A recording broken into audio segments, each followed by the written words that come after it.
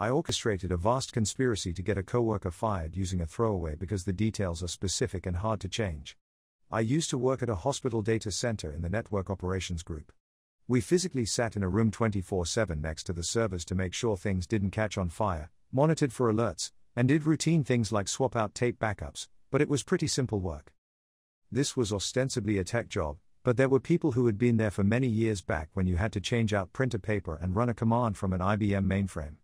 It was on really specialized hardware and software that was difficult to apply elsewhere, so it had become a dead-end job. And because there were people who weren't tech-savvy at all really, we weren't given much responsibility.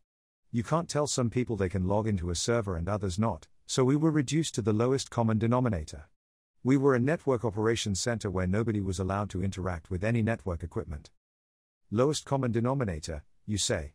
Meet my new supervisor, Karen, not her real name but definitely her real spirit, had been there for over 20 years and got the job solely based on seniority. She was a sociopathic narcissist and one of the most unpleasant people I've ever encountered. Shortly after I was hired, we were bought by another hospital and combined data centers. Karen was demoted to shift lead and had to work with us in the 24/7 rotation. She was very bad at her job and our responsibilities diminished to very little. We had no agency to fix any problems of our own because it had to be a problem that Karen could solve, and Karen was both lazy and stupid. After a couple of years, I was promoted.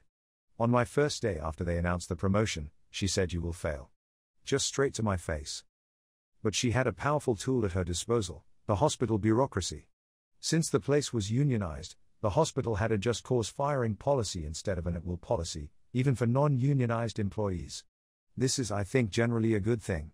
But on the edges, it set up ridiculous situations where it was impossible to lose your job unless you were really egregious about it with repeated violations or you showed up drunk/high.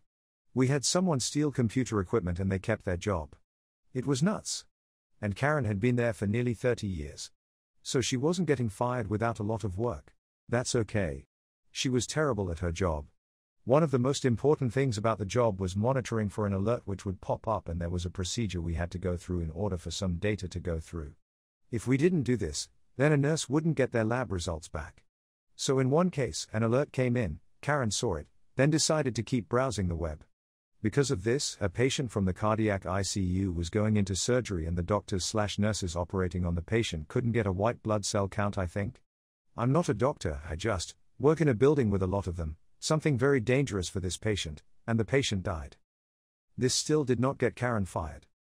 The reasoning from HR, well, it didn't directly lead to harm. She didn't even feel bad about it. Just a complete soulless sociopath. I'm real pro-worker in general, but some jobs you just absolutely have to do. I was so mad. She had to go. I kept a paper trail of everything she messed up on. It wasn't nitpicky. Literal life and death stuff here. Verbal warning, first written warning, second written warning, final written warning, termination. A slog, and I'd rather spend my time doing anything else, but that's the way it went. Then she figured out she could work the system. As she approached work Armageddon, termination, she would tell HR she was being harassed. The person harassing her was different every time, which would trigger a mandatory investigation. This investigation took about 6 months, they wouldn't find anything, and we would carry on. Except these warnings? They had a 6-month expiration. So she could always reset the clock when it got close. Everyone was helpless. Even the CIO couldn't do anything about it because of the bureaucracy. Karen was a menace and the entire IT department had to interact with the data center staff, and that meant interacting with her, and she was universally disliked. And she had 20 years until retirement and she would outlast the heat death of the universe. Then I had an idea. What if, under the guise of developing skills relevant to the 21st century, required everyone working in the Network Operations Center to pass the Net Plus exam? It's not a difficult exam, but it's not trivially easy. I felt pretty sure that everyone on the team fell above the line between able to pass and not able to pass except Karen. We would give everyone better titles, a significant pay raise, and entrusted to do more with the equipment, which is something everyone desperately wanted. Then people could actually leave the hospital with transferable skills and do something else if they wanted and not feel trapped. I spent 3 years in meetings with HR, with my director, with the CIO, with HR again. Job description meetings that took 6 hours to tweak small wording. Hundreds of hours in meetings. Red tape hell. Absolute red tape hell. Do you have any idea what it takes to approve a significant raise in a bureaucratic muck factory like that? But the raises were crucial because it would absolutely not be fair to ask this of them. Pass a test or lose your job without a large carrot attached would lead to mutiny. And then it got approved. I also wrote the exam requirement into my own job description. It was important to still be able to do the job and not let my skills lapse just because I was promoted. Also, this meant I could cover for people when they were on vacation or sick. Plus, I also got that sweet pay bump. It went over well. I was nervous, but the plan made sense and I was able to communicate that. People would be more marketable. The job would be more interesting. And most importantly, they would be making 20% more than they were before. And I think it really helped that I also gave myself the same requirement when I absolutely could have chosen not to. The hospital would pay for off-site training. They would still get paid their full hourly during the training, including shift differential for second and third shifts.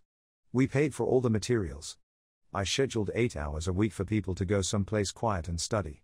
The job itself had a ton of downtime so people could study, but this was formally carved out time anyway. We paid for the exam. And if they failed, we'd pay for the second attempt. We were given 8 months to pass the test, so this is how it was for the 8 months. I did not want Karen to have any excuse whatsoever and somehow convince HR that this process was rushed or unfair. Everyone passed on the first attempt except Karen. Karen did not pass her second, or her third attempt, a bonus attempt. Karen, being the classic narcissist, thought this was somehow all about her. That this was a vast conspiracy engineered over multiple years and hundreds of hours just to get rid of her, and she would tell everyone within earshot that's what was going on.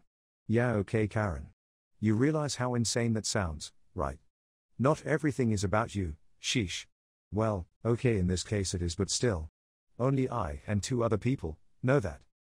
I remember the exact time and date we told her. She was in such deep denial that it could ever happen. She thought she was bulletproof. I don't think I will ever achieve anything more satisfying in my career.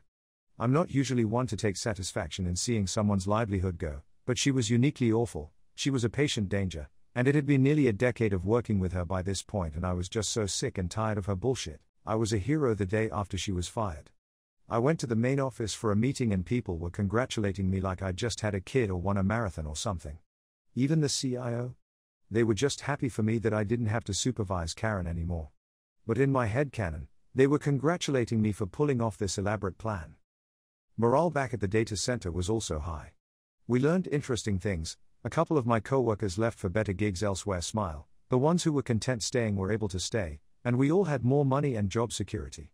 And because anything could set off a bullshit Karen harassment complaint, people were stressed out working with her. Her being gone was like a breath of fresh air. Newcomers were told stories of Karen, and they seemed exaggerated. They were not. In order to solve a very important and extremely difficult problem, I pulled off a vast workplace conspiracy that improved the lives of the people I worked with in addition to keeping our patients safe. Getting Karen fired is my greatest and most difficult accomplishment, and I can't put it on a CV anywhere. Frown. 3 years of red tape hell, that is dedication right there. Hey. I love you. Thanks for watching.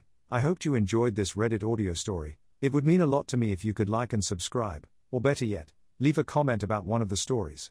Thanks, and I hope you have a wonderfully fantastic day. XOXO.